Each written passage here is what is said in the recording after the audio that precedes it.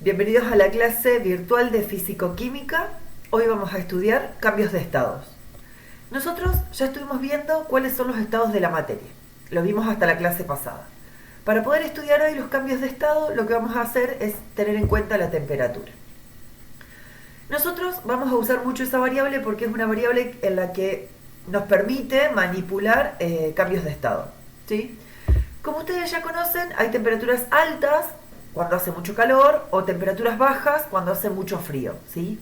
Aumentar la temperatura o lograr un aumento de temperatura se consigue con fuego. Por ejemplo, encender una hornalla.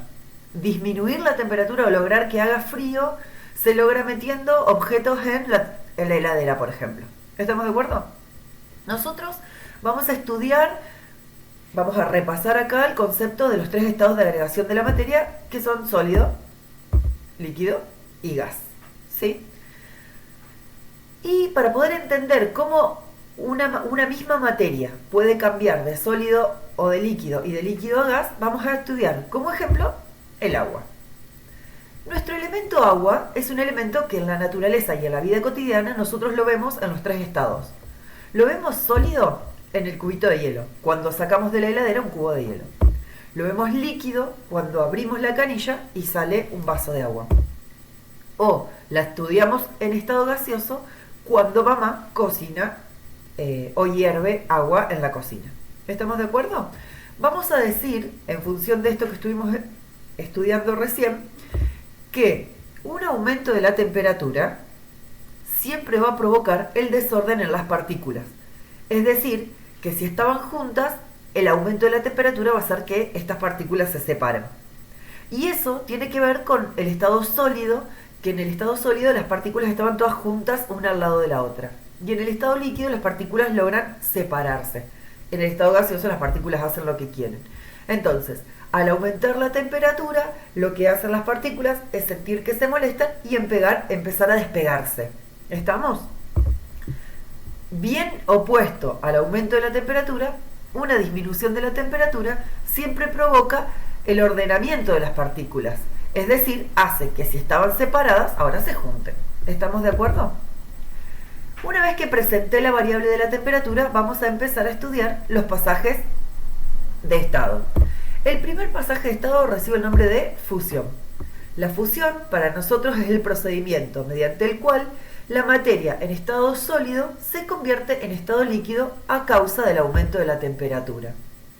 Un ejemplo muy claro de esto es cuando tenemos un cubito de hielo que lo sacamos de la heladera y lo dejamos arriba de la mesa. Si ese cubito de hielo permanece en la mesa durante un rato largo, ¿qué va a empezar a pasar? Vamos a ver, como se ve, observar la imagen, una mancha de agua. ¿Y eso qué quiere decir? Que como está perdiendo temperatura o está ganando temperatura, ¿por qué? Porque lo saqué de la heladera y afuera hace más calor, ese hielo se está convirtiendo en estado de sólido a líquido, ¿sí? Esto ocurre a una temperatura constante y es una propiedad intensiva de la materia, lo cual significa que no depende de su masa o de su tamaño. Cualquier hielo en la mesa se va a derretir, es decir, va a sufrir con el proceso de fusión.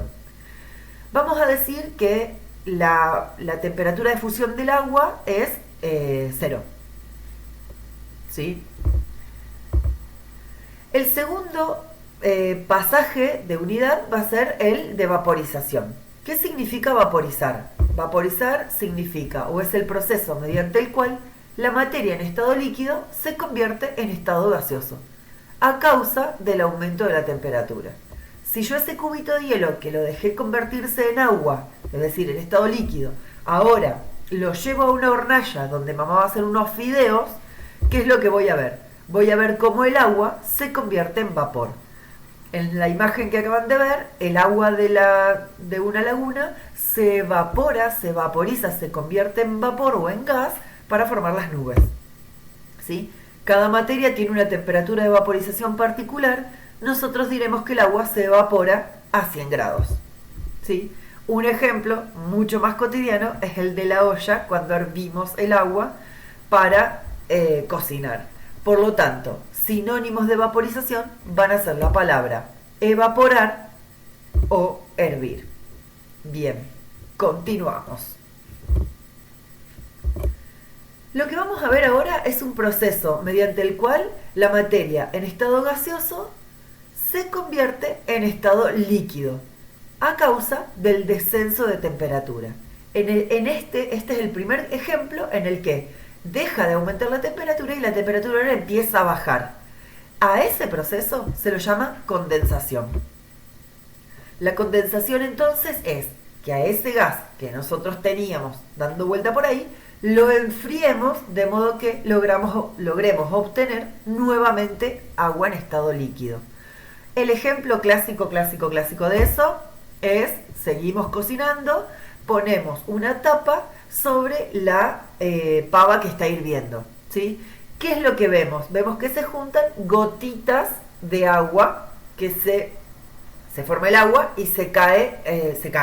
A ese proceso se lo conoce con el nombre de condensación. Vamos a decir entonces que la condensación es el proceso inverso a la vaporización.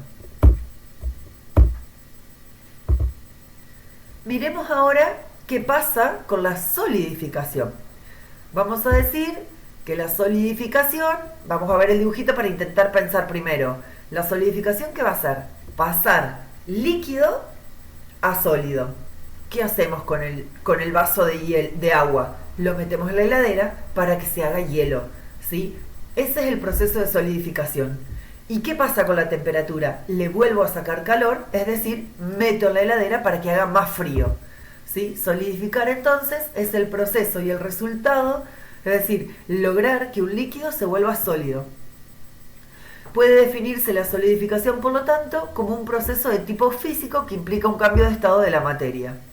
Un ejemplo muy lindo que encontré buscando un poco unas imágenes es este de cuando hace mucho frío, la humedad del ambiente se convierte en hielo, ¿sí? Y entonces nos escarchamos cuando estamos en invierno, ¿sí? Dicho cambio de estado se produce por una baja de la temperatura, que es lo que estamos diciendo hasta hace un ratito, y podemos decir que, o recordemos que el proceso inverso a la solidificación es la fusión que estuvimos estudiando un par de diapositivas antes.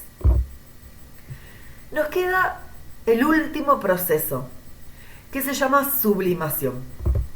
La sublimación, como lo muestra la imagen, es el paso de una sustancia en estado sólido a vapor o de vapor a sólido sin nunca hacerse líquido.